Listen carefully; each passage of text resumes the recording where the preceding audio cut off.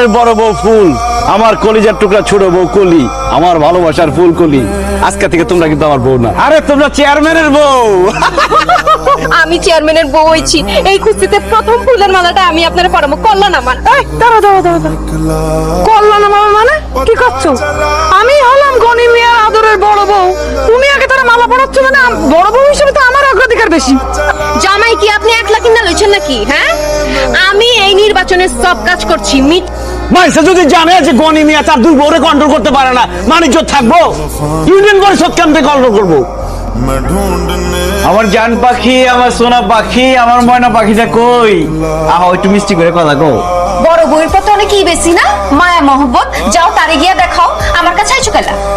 এটা তুমি কি করে জান?